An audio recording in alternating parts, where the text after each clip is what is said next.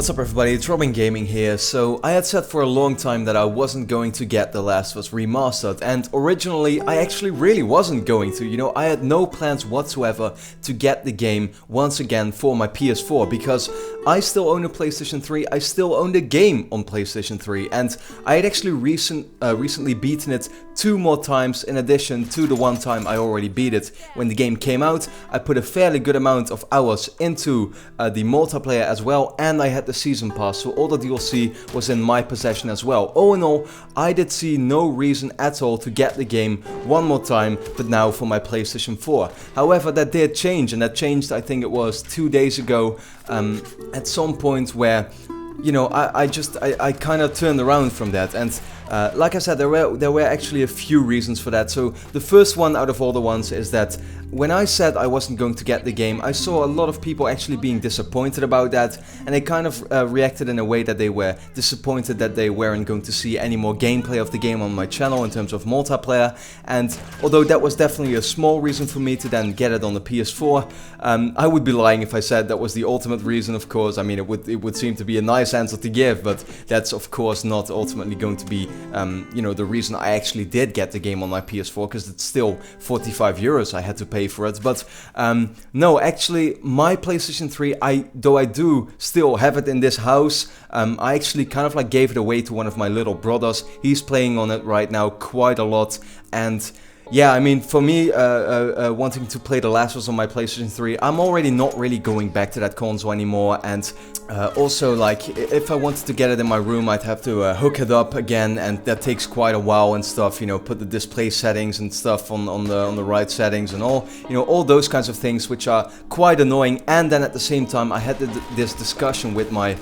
dad about video games, and I actually got him to want to play The Last of Us, which is quite an awesome thing, because he normally doesn't play video games, doesn't really know what they are these days, to be honest, and I just wanted him to experience something like that for the first time, and I thought The Last of Us would be this, you know, this great game to get him to play, because yeah, it is kind of like a one game thing, right? It's not a whole series that you have to play or something like that. And I actually figured that, you know, because I don't really have the PS3 anymore, I only have the PS4, and it's the best version on the PS4 with 60 frames, I thought,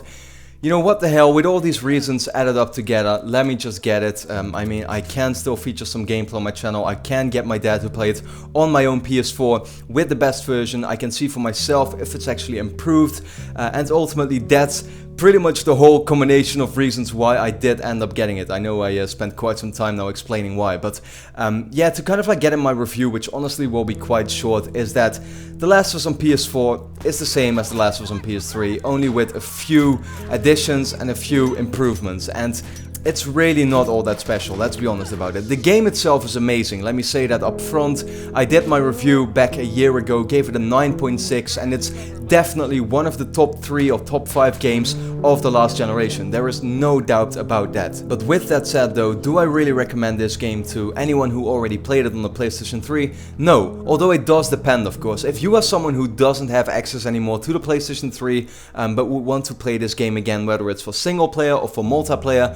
on your PS4, of course, I mean, if you want that, then go ahead, go and play it. It is the same game, you'll enjoy it just as much, but the improvements that were made were, first of all, of course, graphically it does look a bit sharper, the resolution has been improved, some details on the textures, the objects, all those kinds of things have been improved for sure, but the big thing you will notice is, of course, the frame rate, which went from 30 frames on PlayStation 3 to 60 frames on PS4, and although I have never really said that frame rate is the most important thing for a game, you know, to have a solid frame rate or whatever, no, I don't, you know, I don't really think that, but you do kind of like miss it. I remember that when going from The Last of Us, for example, or Battlefield 4 or whatever on the PS4, back to a game like Watch Dogs, which runs at 30, you kind of miss it. You're like, wow, this does really feel inferior in some way. And yeah, I mean, that does really make me feel like it's definitely a good change that games nowadays try to aim for 60 frames on PlayStation 4 and yeah, in some ways on Xbox One as well. That's definitely a very, very welcome addition, and I can't wait to see what a game like Uncharted 4 would be like with 60 frames on PS4. But that is really, you know, all there is to it. It's just a better game in terms of details, resolution, and then the frame rate has been massively improved, which is also very good in terms of multiplayer, because just playing that in 60 frames means you'll be much more precise.